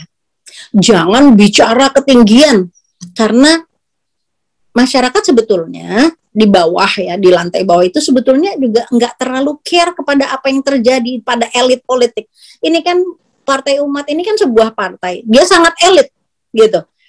Nah, bagaimana yang membuat elit ini agar jangan menjadi eksklusif, tapi inklusif? Dia bisa menampung orang yang paling quote-unquote paling sederhana pemikirannya. Itu nggak berarti sederhana itu buruk ya, karena banyak orang berpikir sederhana dan itu mengagumkan. Makin pintar seseorang, dia dapat menjadikan pikiran-pikiran yang amat rumit di Harvard University, di mana, di Stanford, di universitas dunia, lalu diaplikasikan secara sederhana sekali. Nah, jadi modalitasnya apa? Karena perempuan, maka modalitasnya itu ada. Apa? Rahim. Rahim itu kan Rahman Rahim. Sayang, eman. Sama rakyat itu eman. Ya. Mau memperbaiki rakyat, mau memperbaiki masyarakat dengan perasaan sayang. Itu akan sampai. Sederhana sekali. Kalau kamu menyayang orang lain, maka kamu mengeluarkan vibrasi yang positif kepada orang lain. Orang pun bisa merasa, wis nggak usah ngomong. Nggak usah ngomong pun orang bisa paham. Nggak usah, ini saya dari Partai Umat. Saya nggak usah begitu. Ya, nanti mereka suatu hari juga akan nyari tahu. Kalau kita tuh baik, mereka akan cari tahu, iku wong iku sapa tuh ya? Kok apik nemen tuh? Kok kok mulia bener ya apa? Sapa iku tuh? Iki nyambangi pas orang ngerti. Nah, nanti lama-lama dia iku wong Partai Umat. Belakangan aja. Jangan belum apa-apa sudah pakai label kemana-mana Partai Umat. Aduh, itu apa ya? Itu bukan satu promosi yang bagus ya. Promosi yang terbaik itu adalah akhlak. Berakhlaklah yang paling bagus. Jadi ngomong yang sederhana, misalnya masuk ke daerah ya, satu RT, tanya sama sambangi Bu RT-nya dulu, saya tinggal di Bu di RT sebelah misalnya, terus ini suami saya ini gini, saya mau ikut bantuin, apa ya yang bisa saya bantu dari program ini, saya punya waktu Senin, Rabu, Jumat misalnya. Terus apa ada anak-anak yang bisa, tadi kapasitasnya ada, misalnya pandai berbahasa Inggris, ini misalnya nih kader kita pandai berbahasa Inggris, lalu bilang saya bisa nyisihin waktu seminggu sekali ngajar bahasa Inggris untuk anak-anak di RT sini, apakah Ibu RT berkenan kalau saya ngajarin nggak pakai uang? Sudah, saya memang seneng kalau ilmu saya bisa kepake, nggak usah bilang dari Partai Umat, udah kasih dulu aja ya. Yang bisa masak, ya ngajarin bisa masak. Saya kemarin didatangin sama teman saya juragan kain di Pasar Tanah Abang. Hancur kan, ekonomi hancur. Apa yang dia pilih? Dia bilang, Bunda, saya mau datang ke rumah Bunda, boleh nggak? Boleh, kata saya. Karena dia, kenapa saya bolehin? Yang lainnya belum tentu saya bolehin, kan gitu kan? Kan kita boleh memilih siapa. Oh ya, boleh datang hari ini. Oh, kalau itu nanti minggu depan aja. Ya gitu kan? Dia datang tiba-tiba. Terus minta tiba-tiba, saya bilang iya ya boleh. boleh datang siang ini, jangan siang, agak sore sedikit, kata saya itu. Datanglah dia, membawa apa? Membawa bubua samba, jenis makanan Padang yang dia buat itu dengan adukan 2 jam gitu ya. Jadi ada kekhasannya dari lempengan, katakanlah seperti apa tuh bubur ya, bubur keras gitu loh. Nah itu kemudian dia pakai nangka ya dengan santan macam-macam gitu, dengan telur talua itu. Ya itu saya bilang dia itu pengusaha dan dalam keadaan seperti ini dia tangguh dan dia hampiri saya. Tahu nggak yang membuat saya itu enggak bisa melupakan memberikan izin? Bukan karena dia itu bawa bubur samba, bukan. Tapi karena dalam beberapa kali ya saya melakukan pendampingan ya untuk anak-anak pemulung, orang ini itu nggak pakai mbak, nggak pakai bu. Kalau saya bilang, saya boleh ya saya kasih tentengan, saya mau kasih tentengan, ada berapa ya bunda? Ada 80 anak pemulung. Itu dia nggak pakai mbak, nggak pakai, datang sendiri bawain tentengan untuk anakku. Nah kan artinya dia punya akhlak yang saya catat, sehingga ketika dia datang beberapa tahun kemudian saya pun masih mencatatnya. Oh, orang ini akhlaknya baik kepada anak pemulung. Kan begitu, kita ingin notice kita ya, harga kita atau diingat adalah dengan ingatan-ingatan yang baik itu. Nah, masyarakat itu didekati dengan cara seperti itu. Ya, jangan belum apa-apa sudah mengadakan kumpulan, ayo kita kumpul, ini kita mau bikin permata. Jangan. Oh, terus mengesahkan permata, akhirnya nantinya kosong. Akhlaknya dulu diisi, dikenalkan dulu. Setiap diri adalah agent of change. Dia harus melakukan perubahan pada sekitarnya. Contoh, saya di depan rumah saya buat ini apa namanya hidroponik, oke? Saya buat hidroponik. Saya bikin sendiri. Saya bilang saya mau ini sama bapak khadim saya gitu. Kita bikin hidroponik. Nah, setelah itu saya Pak RW sampai ke Pak RW dan kemudian sampai hidroponik saya itu dipinjam untuk lomba, misalnya gitu. Jadi kenapa begitu? Akhirnya orang-orang tahu, oh ya kalau saya bertanam sayur itu sayurnya itu tidak pakai ini, nggak gini. Jadi lahan kecil pun bisa. Akhirnya apa? Teman-teman saya semua pada bikin hidroponik, makan dari kebun sendiri. Banyak sekali yang sudah mempraktekkan gitu. Nah, itu yang mampu. Jadi kalau yang nggak mampu, ya tentu enggak. Ya gitu, maksudnya artinya kita harus jadi agent of change. Ya, saya menjadi agent of change untuk pola makan yang lebih baik untuk orang yang memang tadi ya mau memperbaiki kualitas sayurnya, makan vitaminnya dan seterusnya. Jadi artinya setiap orang punya kapasitas, punya kecerdasan yang dia sadar dia punya, lalu dia bagikan dulu itu. Gitu sih Mbak. Baik, berarti intinya adalah kita jadikan diri kita role model dulu. Jadi janganlah kita umbar-umbar dulu ya Bun ya. Yang penting kita jadi role model dulu. Tapi yang penting adalah yang saya catat dari kata-kata Bunda tadi adalah role model yang kita lakukan, yang kita ciptakan tadi hanya lillahi ta'ala. Jadi bukan karena embel-embel A, B, C, D dan sebagainya, tapi kita melakukan semuanya ikhlas tanpa ada kata ikhlas yang terlontar di lisan. Itu yang lebih penting. Nah, kemudian mungkin pertanyaan terakhir, Bun. Tadi ini saya tertarik dengan kecerdasan, beberapa kecerdasan yang Bunda lontarkan tadi, kecerdasan adversity dan lain sebagainya. Saya tertarik dengan kecerdasan emosional. Nah, ini sangat ibu-ibu banget, perempuan banget. Tadi dikatakan bahwa gimana caranya? Nah, ini seakan-akan sulit sekali bagi kita yang perempuan untuk bisa mengekang itu, bahkan mengendalikan itu. Mengendalikan aja susah, apalagi mengekang. Jadi, gimana ya caranya supaya kita itu memiliki kecerdasan emosional yang balance, yang bisa kita kendalikan, sehingga jelas kelihatan bahwa sayalah pengendali dari emosi ini, bukan kita yang dikendalikan oleh emosi. Gimana caranya, Bun? Karena ini permasalahan yang klise yang dihadapi oleh semua perempuan-perempuan. Anak nakal sedikit, semuanya ikut kena dimarahi. Masakan ikut gosong, suami datang ikut kesemprot dan lain sebagainya. Ini kan merupakan kecerdasan emosional yang belum tertata dengan baik. Monggo Bun, kira-kira seperti apa? Senang sekali. Saya sebetulnya tadi mau menjelaskan agak panjang, tapi aduh saya tahu waktunya pendek dan senang sekali ditanya hal ini ya. Karena ini merupakan riyadhah, latihan yang ya kita bisa lakukan latihan itu. Jadi yang pertama harus disadari secara biologis dulu ya. Biologis, orang-orang perempuan yang suka marah itu kurang air. Udah penuhin dulu kuota airnya. 30 mili kali berat badan tubuh, jangan kurang. Ini semua di Partai Permata Umat itu harus tahu. Ini hasil penelitian, bukan hasil penelitian kaleng-kaleng. Ini hasil penelitian dunia. Ya, lihat saja deh kalau nggak percaya, lihat ke Batmang Halich.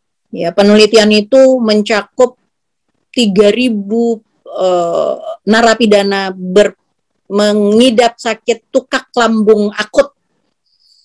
Nah, hasil penelitian membuktikan bahwa banyak sekali orang yang ya termasuk emosinya tidak stabil itu karena dehidrasi atau dehydrated ya, dehidrasi.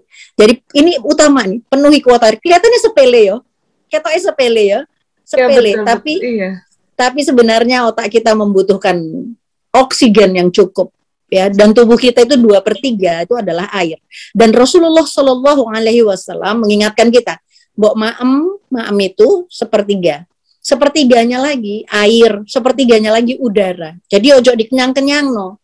Kalau makan ya jangan terlalu kenyang karena ada tempat air di sana. Dan airnya pun tidak diminum bersama dengan makan. Jadi perhatikan apa yang kita makan dan perhatikan bagaimana cara kita makan.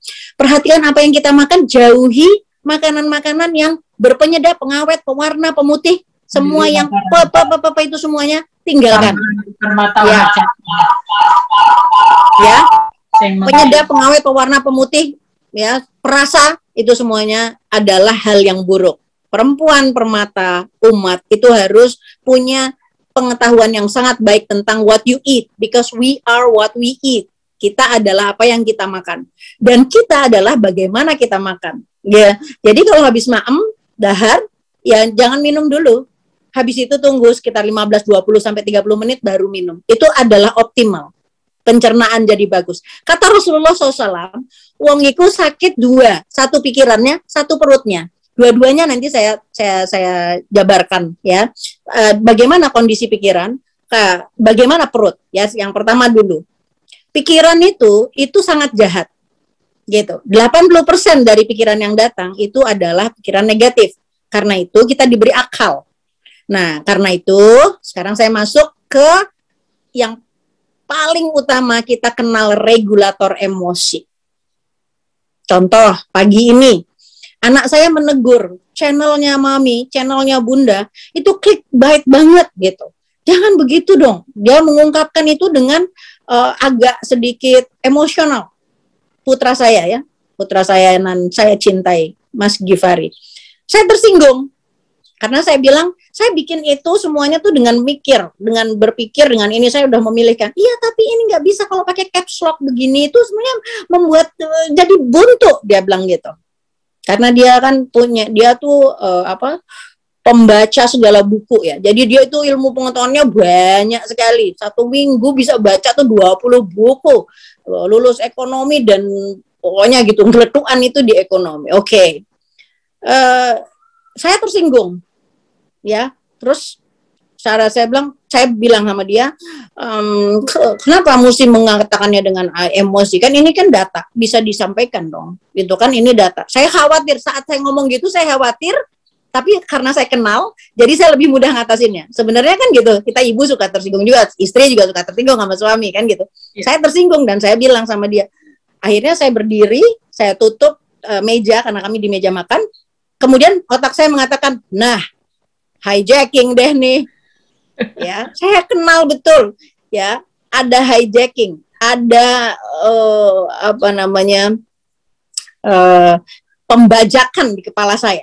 Sesuatu sedang terjadi, namanya kesel, tersinggung, ya. Lalu saya bilang hijacking deh nih. Waduh, saya udah tahu. Hai amigdala. Jadi saya bilang ini amigdala lagi bekerja. itu nyundul terasa deng deng deng. Itu kalau kita bilang hati itu deng deng deng, naik mulai ke sini, naik mulai ya. Dengusan napas kita mulai agak ini mulai terasa panas, kuping ya, leher ya, sedikit baru mulai terasa. Terus saya bilang, wes ngalih karena kalau kau marah kau beralih. Saya nggak langsung wudhu, nggak, karena saya masih bisa mengatasi. Kalau sampai wudhu itu biasanya saya agak marah banget gitu ya. Wudhu dan kemudian baring kemudian pokoknya wet yourself ya, basahi dirimu itu benar karena api ya. Nah, tapi saya udah mulai ngerasa deng udah agaknya. Saya tutup pintu, kemudian putra saya langsung merasa dia ketuk pintu, "Mom," dia bilang gitu, Bunda, I apologize gitu, minta maaf. Terus saya bilang, "Beri saya waktu," kata saya, "beri saya waktu." Lalu setelah beri saya waktu, terus saya sambil berpikir, kenapa saya ngajak omong hipokampus. Nah itu dia. Di kepala kita ini ada 3 tokoh. Ada amigdala, ada hipotalamus, ada hipokampus. Yang sering bikin gara-gara tuh namanya amigdala. Jadi segala emosi yang jelek tuh namanya amigdala. Makanya begitu saya mulai tersinggung, saya bilang, amigdala saya ini mau membajak saya, mau kesel, mau nyemprot, mau marah, mau apa. Itu susahnya nggak kira-kira. Makanya pergi aja. Pergi, nggak usah ada di situ. Kemudian melakukan kegiatan yang lain. Saya kemudian mengelipat-lipat, membereskan kamar, sambil kemudian mengajak bicara. Siapa yang saya ajak bicara? Hipokampus. Sehingga kalau saya ajak bicara hipokampus saya, itu hipotalamus, satu bagian lagi dari kepala kita, dari otak kita, itu nggak sempat memproduksi toksin atau racun, nggak sempat. Tapi kalau kita biarkan, ya tidak dengan akal sehat, maka dia akan membajak seluruhnya sampai ada orang yang berlaku sangat mengerikan kepada orang lain, ya kan? Bukan hanya marah, tapi mungkin bisa melakukan tindakan fisik, apa segala macam. Itu karena apa? Karena dia tidak ngajak bicara hipokampusnya. Apa sih hipokampus gitu? Hipokampus itu adalah kemampuan kita yang nalar. Jadi saya bilang sama diri saya sendiri, kenapa kau marah sama anakmu? Iya, karena dia menyinggung perasaan saya. Selama hidup saya hanya memperhatikan anak-anak saja. Saya memperhatikan dia mulai A sampai Z. Mau berangkat ke kantor saya urusin, mau pulang dari kantor saya urusin, kan gitu. Terus tiba-tiba dia berkata, menyinggung perasaan saya gitu. Itu jawabannya ya. Terus saya menggunakan hipokampusnya. Terus jadi memangnya kalau dia seperti itu tuh akan hilang semua kebaikannya. Terus kedua, saya berikan pertanyaan lagi, apakah keadaan marah ini kamu udah tutup pintu, sudah kunci, anakmu udah ngetok, kamu nggak mau menyahut kecuali bilang beri saya waktu. Apakah kamu memberi waktu itu kamu akan marah karena otaknya bilang, hijackingnya amigdala bilang pokoknya akan marah sama anak ini sampai 3 hari. Saya nggak mau ngomong sama dia 3 hari. Nah gitu. Saya akan beri pelajaran kepada anak saya untuk dia tuh tidak begitu lagi. Begitu, marahnya tuh ya. Lalu saya tanyakan lagi kepada hipokampusnya, diaktifasi. Hipokampusnya bilang gini, saya bilang sama hipokampus, apakah tidak lebih baik kalau marah ini diselesaikan, kemudian seperti biasa ya, memaafkan. Apakah tidak memaafkan dan memahami?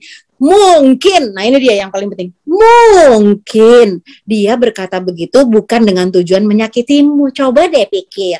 Mungkin dia bersikap sebegitu karena dia menyayangimu. Mungkin dia mengingatkanmu karena dia khawatir kepadamu, takut kamu celaka. Bukankah itu cinta? Bukankah itu adalah keluar dari hatinya yang cuma dia ngungkapinnya salah? Kenapa kau tidak mau memaafkan kesalahan sedangkan kau mencintai dia, kau melahirkan dia? Oh, itu hanya hal kecil, tapi pergulatannya di dalam otak kita rame luar biasa, ya. Nah, ketika kemudian saya bilang, oke, tadi baru beresin tempat tidurnya, lagi gantiin lagi gantiin karena nggak sempurna. Kalau mbak yang mengerjakan tuh suka belang-belang. Jadi saya bilang, oke, saya nyari di lantai, di lemari, saya cari. Dan akhirnya saya bilang, tidakkah engkau ingin dia belajar tentang kebaikan?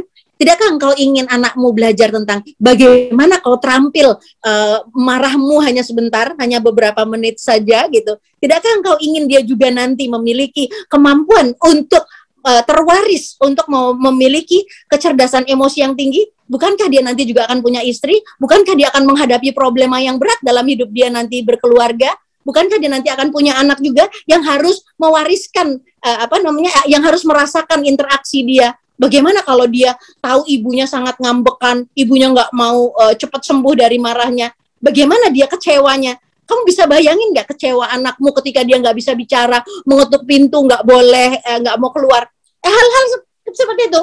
Nah, nanti silakan di-compare kepada hal-hal yang lebih besar ya. Nah, kemudian saya jalan ke kamar anak saya, kemudian masih dengan belum sembuh sekali, tapi sambil saya bilang, boleh nggak kamu bantu cari ini pasangannya, karena tentu lebih enak kalau ini pasangan. Ini saya udah nemuin ini pasangannya ini. Akhirnya terjalin komunikasi. Nah, dia masih dengan muka sedihnya karena dia sudah menyakiti saya. Kemudian, akhirnya sampai ketawa-ketawa, gitu ya. Nah, itu dia yang saya bilang kita harus kenal dengan regulator emosi. Di kepala kita ada 3 tokohnya. 1 amigdala, provokator. Kemudian hipotalamus yang selalu mengabulkan. Jadi selalu mengeluarkan cairan hormon yang toksin. Nah, 1 yang harus diingat adalah kita harus mengajak bicara akal sehat nalar kita, ya, universitas alasan kebaikan, ya, dengan semua simpanan laci-laci yang bermiliar banyaknya. Jadi anak kita itu punya di dalam hidup kita dia memberikan kenangan-kenangan baik, lacinya banyak sekali, potensinya, rasa sayang kita, cinta kita semua. Karena itu kalau jadi pemimpin juga nggak marah sama rakyatnya, nggak menghukum, ya. Apa? Kalau seorang pemimpin itu dia mengayomi. Dia jangan sampai dia memberikan hukuman berat kepada orang yang harusnya tidak mendapatkan hukuman berat itu. Dia berlaku adil. Jadi banyak sekali praktek-praktek kepemimpinan di negara ini itu dilahirkan oleh tadi, ya, syahwat kepemimpinan, emosi kepemimpinan yang tidak tidak cerdas, gitu ya. Kalau orang cerdas ya situ dia dapat mengenali ada regulator emosi di dalam dirinya dia sebagai makhluk yang dibekali dan itu bisa diatur, dilatih. Lama-lama ya udah seperti apa ya? Contoh yang paling ini, manusia itu kan akan selesai usianya ketika dia meninggal. Maka di dalam rumah tangga saya sudah biasa ya, saya contohnya saya kasih contoh adalah ini sering saya sampaikan kepada setiap orang ya. Kenapa? Bukan hal yang aneh. Saya selalu menyimpan kain kafan.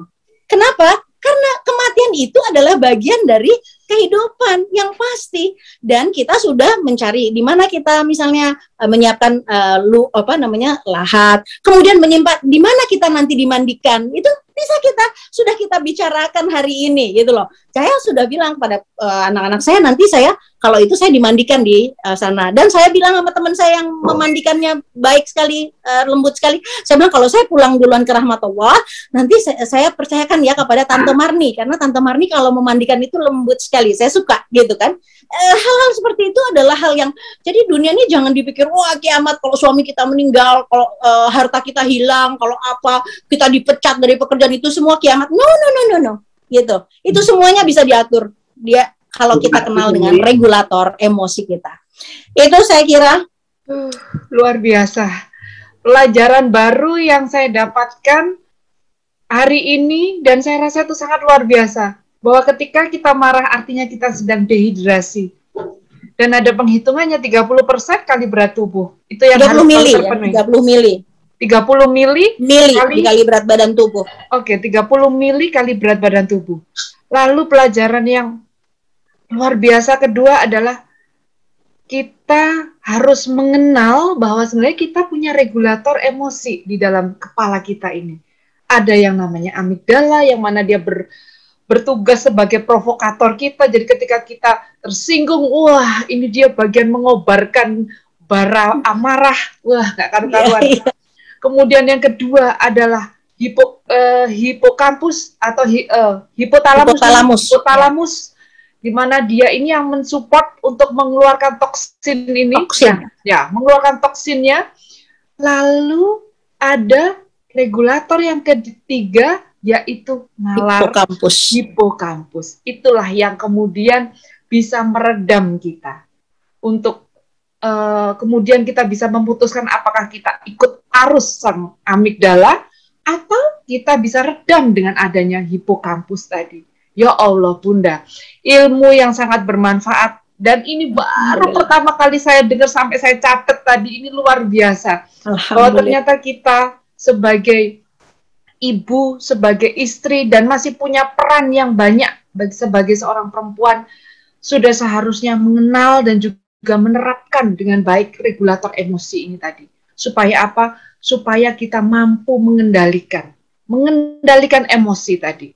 Supaya nggak satu dimarahi, semua kena. Kita tersinggung, semua harus kena baranya. Nah, itu tadi para permata umat, ilmu yang sangat bermanfaat yang bisa kita dapatkan dari yang terhormat Hajah Bunda Neno Warisman yang sangat saya kagumi mulai saya remaja. Alhamdulillah. Ya, terima kasih Bunda atas ilmunya. Dan mungkin terakhir kami memohon kepada Bunda untuk melaunching Partai Umat, menyatakan bahwa Partai Umat ini lahir, Permata Umat, ya, Permata Umat, untuk melaunching Permata Umat dan menyatakan Permata Umat ini lahir. Monggo Bunda. Bismillahirrahmanirrahim. Alhamdulillahi Rabbil Alamin, Ar-Rahmanir-Rahim, Maliki Yaumiddin, Iyyaka na'budu wa iyyaka nasta'in, Ihdinas siratal mustaqim, Siratal ladzina an'amta 'alaihim, Ghairil maghdubi 'alaihim waladdallin. Allahumma salli ala Muhammad wa ala ali Muhammad, kama sallaita ala Ibrahim wa ala ali Ibrahim, wa barik ala Muhammad wa ala ali Muhammad, kama barakta ala Ibrahim wa ala ali Ibrahim fil alamin innaka Hamidum Majid. Dengan meminta keridhaan Allah Subhanahu wa taala, memohon kepada Allah keridhaannya dan untuk setiap langkah. Maka dengan ini, hari ini tanggal 15 Agustus, atas amanah dari DPW Jawa Timur Partai Umat, saya membantu mewakilkan untuk kita semuanya ya yang hadir pada Zoom ini, kita meluncurkan niat baik kita di hadapan Allah Subhanahu wa taala, memohon hanya balasan dari Allah Subhanahu wa taala, menjalankan dengan penuh rasa takwa, dengan penuh rasa tawadhu, ya, kerendahan diri di hadapan Sang Maha Pencipta yang maha tinggi. Maka kita luncurkan bersama-sama niat baik kita untuk kita sumbangkan kepada bangsa negara, bil khusus untuk umat Islam, ya, dan tentu saja bisa menjadi manfaat bagi rakyat Indonesia yang terdiri dari umat-umat yang lain juga, ya. Apa yang mau kita luncurkan itu? Bismillahirrahmanirrahim. Kita luncurkan bersama-sama Permata Umat, perempuan bermartabat dan tangguh, insya Allah mendapat barokah dari langit yang tinggi Allah Azza wa Jalla. Amin ya Rabbal Alamin. Amin, amin ya Rabbal Alamin. Terima kasih sekali lagi Bunda, terima kasih atas waktunya bergabung dengan kami semuanya, berkenan untuk meluncurkan lahirnya Permata Umat Jawa Timur. Sekali lagi saya atas nama pribadi dan juga atas nama Permata Umat Jawa Timur mengucapkan banyak-banyak terima kasih, dan jangan lupa Bun, jangan bosen kalau nanti kita mengadakan kajian-kajian, tetap Bunda akan kita undang. Ya. Sejauh saya bisa, insya Allah saya Alhamdulillah. Pamit kalau begitu semuanya. Selamat. Terima kasih Bunda, terima kasih. Sampai ketemu Bunda. Assalamualaikum warahmatullahi wabarakatuh. Warahmatullahi wabarakatuh. Baik, para ukti Permata Umat Jawa Timur, sebelum kita masuk ke acara berikutnya, mungkin saya akan nanya dulu ke Ibu Ketua Permata Umat, Ibu Ina Mubarok, bagaimana tenggorokannya, apa sudah baik? Saya tadi izin sedang bermasalah dengan batuk, udah berhari-hari ini batuk. Mohon maaf, tidak bisa yang kedua ini untuk memberi pengarahan kepada saudara-saudara. Loh Bapak, nanti lain waktu akan sambung. Baik Bu Ina, kalau begitu. Semoga Bu Ina lekas sembuh, banyak minum air putih, banyak minum madu. Baik para ukti Permata Umat, kita mungkin akan melaju ke acara berikutnya, yaitu sosialisasi web Lapak Umat untuk pemberdayaan ekonomi keumatan. Yang kali ini akan dibawakan dan dipandu oleh yang terhormat Bapak Mustafa Agus sebagai Wakil Sekretaris DPW Partai Umat Jawa Timur. Pada Pak Mustafa, kami persilakan waktunya. Monggo. Assalamualaikum warahmatullahi wabarakatuh. Terdengar nggih? Dengar, Pak. Nggih, Bapak terdengar. Baik, bismillahirrahmanirrahim. Alhamdulillahilladzi an'amana binikmatil iman wal islam wa nusalli wa nusallimu ala khairil anam Muhammadin wa ala alihi wa sahbihi ajma'ina ima. Baik ibu-ibu sekalian yang terhormat, Pak Alfi Rahman, Ketua Umum DPW Partai Umat Jawa Timur, yang terhormat pula Bapak Dr. Bagus sebagai Sekretaris Umum DPW Partai Umat Jawa Timur. Dan ibu-ibu sekalian, mudah-mudahan senantiasa kita dirahmati Allah dan diberi kemudahan atas segala apa yang kita upayakan untuk kebaikan dan selalu diberi kesehatan. Baik, perkenalkan, saya mohon izin untuk menyampaikan secara singkat tentang Lapak Umat. Jadi ini kemarin memang ada amanah untuk dari ibu-ibu di Jawa Timur yang terkait dengan usaha bersama. Kemudian saya coba juga konsep sedikit, maka jadilah Lapak Umat yang akan kita perkenalkan hari ini. Saya melihat ada tiga tantangan ya, sebenarnya bukan tiga masalah. Yang pertama ada minat, kedua ada kesempatan, ketiga tantangannya ada keterbatasan. Minat itu mungkin banyak konsumen yang masih tidak percaya terhadap produk-produk kita. Meskipun kita udah mencoba untuk jualan, mereka kurang percaya. Karena apa? Mungkin berbagai informasi terkait produk kita juga tidak tersampaikan dengan baik. Yang kedua, kesempatan. Ini banyak peluang dan kesempatan yang datang, tapi sulit untuk diambil atau sulit untuk dilakukan.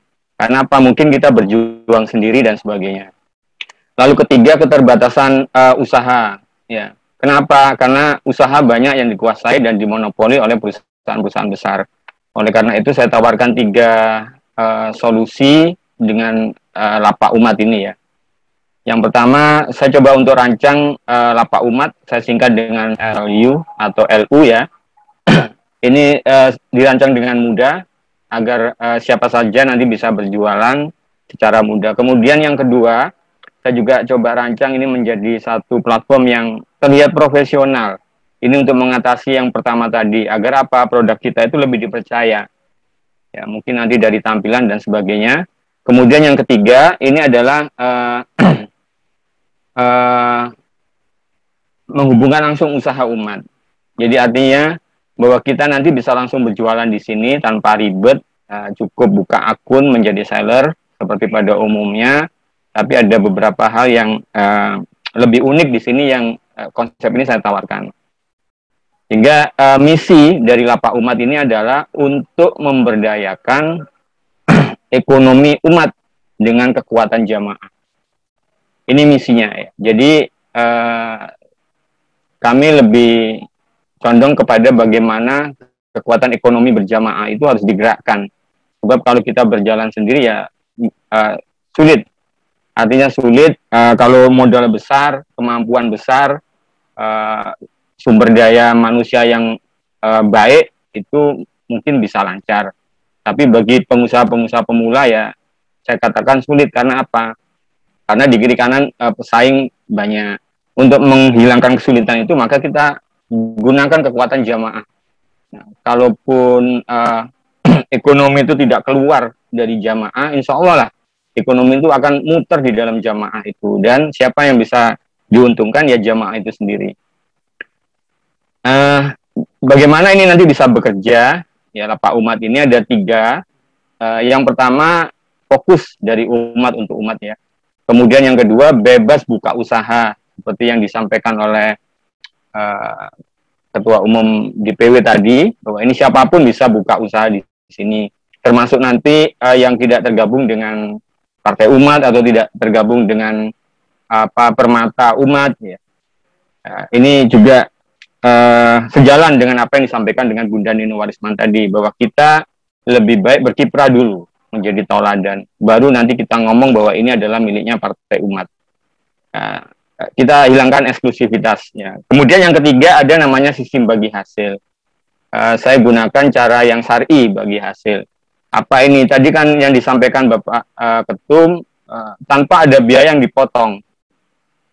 Memang tidak ada biaya, tidak ada tidak ada harga untuk membuka lapak di sini. Tapi nanti sistem bagi hasil ini agar kita ya, sebagai pengelola di lapak umat, kemudian ibu-ibu atau siapapun nanti yang menjadi seller dan siapapun yang juga punya usaha itu bisa saling berbagi rezekinya satu dengan yang lain, sehingga sistem yang dijalankan ini bisa berjalan dan usaha yang dikembangkan oleh ibu-ibu sekalian itu juga bisa berkembang luas ke depannya. Nah, ini ada 3 waktu yang dibutuhkan nanti. Yang pertama saya bilang LUDIK ya. Ini perancangan sudah hampir final. Kemudian yang kedua LU Bismillah, nanti kita akan launching secara kecil atau soft launching gitu ya. Dengan cara membuka pendaftaran secara terbatas dulu kepada anggota Permata Umat. Kemudian barulah nanti kalau ini sudah jalan ya ibaratnya sistemnya ini kita kenalkan dulu ke tetangga, ke orang yang terdekat, atau minimal nanti kalau sampai melebar ke satu kecamatan, melebar lagi ke satu kota. Meskipun sistem ini bisa diakses dari seluruh Indonesia. Kemudian barulah nanti peluncuran atau grand opening-nya atau LU Go-nya. Tapi ini sejatinya sudah bisa digunakan atau sudah bisa diterapkan. Siapa targetnya? Targetnya ada 2. Yang pertama individu. Ya, siapapun yang mau mulai usaha silakan. Yang kedua bersama. Bersama ini kelompok, misalkan keluarga, satu keluarga membuat usaha ya. Ayah, ibu, anak sekalian mengajari anaknya untuk menjadi entrepreneur, atau mungkin jamaah pengajian atau perkumpulan apapun yang kumpul jadi satu untuk membuat satu usaha. Nah, ini 2 target kami. Ini keunikan dari lapak umat ini, ada yang fokus di kata bersama ini. Ini keunikannya. Jadi kalau tidak berani usaha sendiri atau memulai sendiri, bisa ngajak teman untuk membuka satu lapak dikelola 2 orang atau 3 orang atau lebih. Kemudian keunggulan kompetitifnya apa?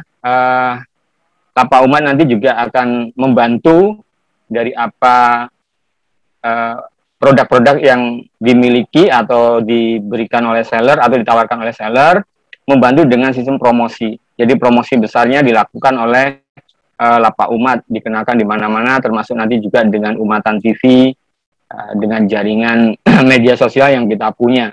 Itu bantuan dari lapak umat nanti. Kemudian yang kedua, kemitraan dan kerjasama. Ini juga nanti akan coba kita gagas ya, untuk kerjasama dengan berbagai lembaga atau institusi yang bisa mengembangkan, mungkin terkait dengan pemodalan seller yang ada di dalam atau pemodalan ibu-ibu yang tergabung di dalam penjualnya di sana.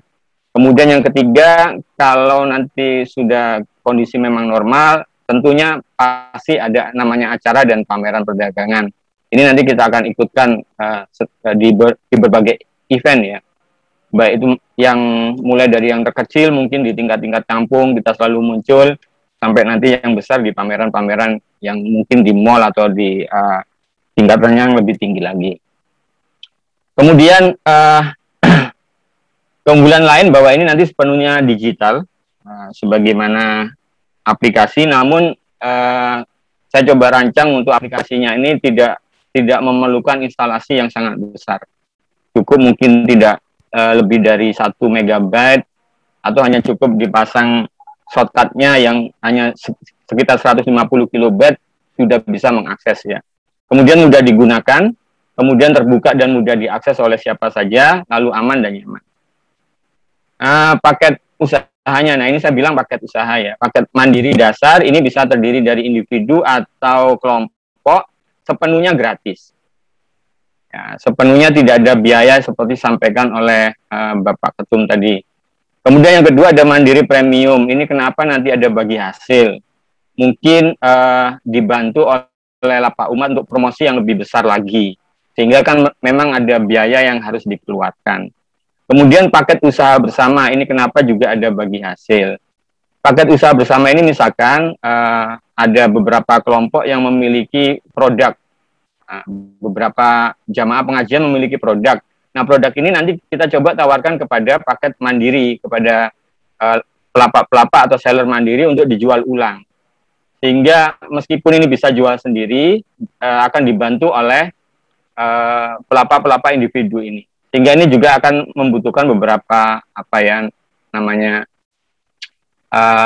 sedikit biaya ya untuk mengelolanya itu. Sehingga bagi hasil kami ambil kata bagi hasil supaya nanti win-win solution. Artinya secara Islami itu bisa saling memuaskan ya.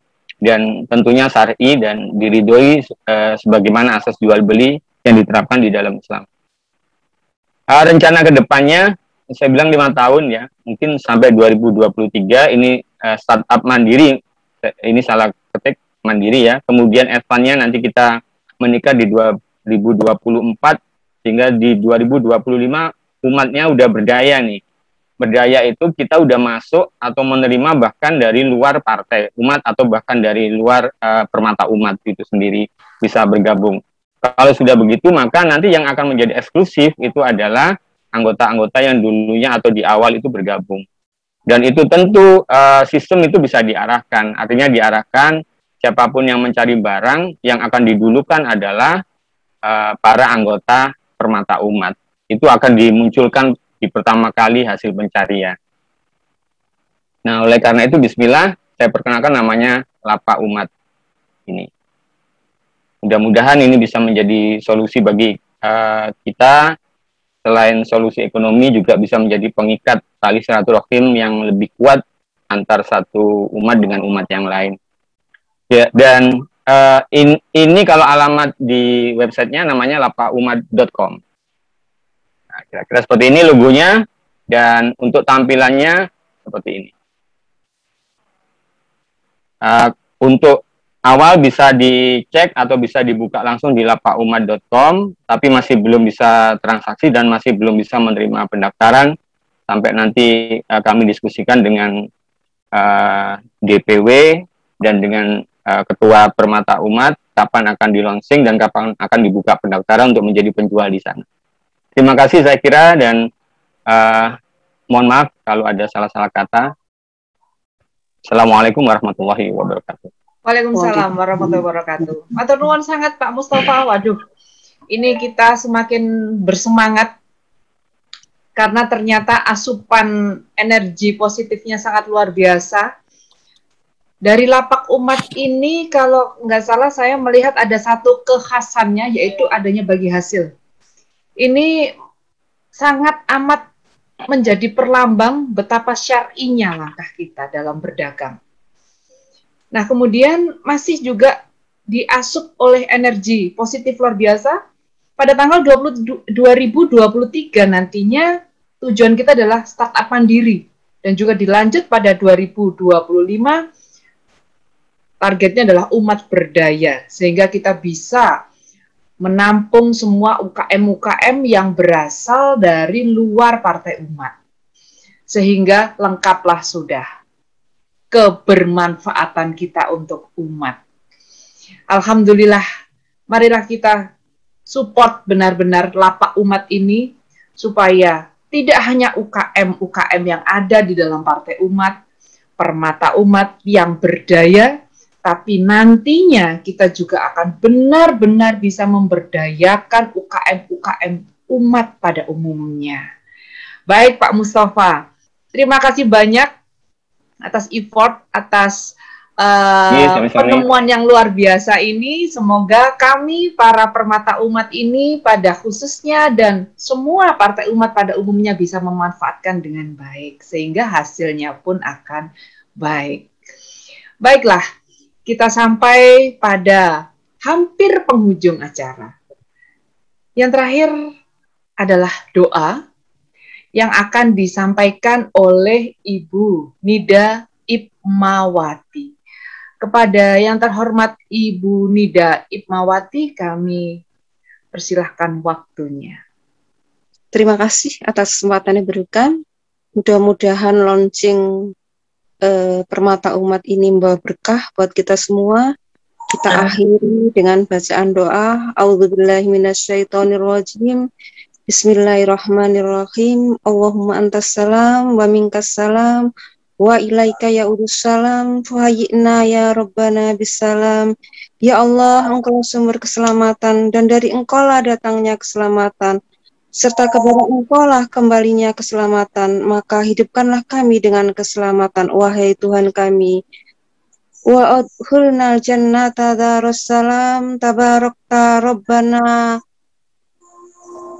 Wa adkhilnal jannata darussalam tabarakta Rabbana wa ta'alaita ya dzal jalali wal ikram.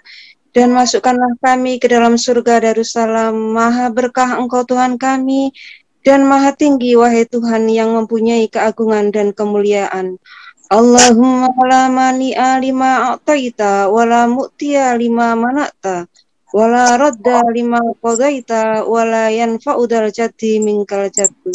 Ya Allah, tiada yang bisa menghalangi apa yang sudah Engkau berikan, tiada yang bisa memberi apa yang sudah Engkau halangi, dan tiada yang bisa menolak apa yang sudah Engkau putuskan dan takdirkan. Dan tiada seorang yang kaya yang bisa mengambil manfaat dari rezeki yang Engkau berikan. Rabbana hablana min azwajina wa dzurriyyatina qurrata a'yun waj'alna lil muttaqina imama. Allahumma arinal haqqa warzuqna ittiba'a wa arinal batila batila warzuqna tinaba. Rabbana atina fid dunya hasanah wa fil akhirati hasanah wa qina adzabannar. Wassalamualaikum warahmatullahi wabarakatuh.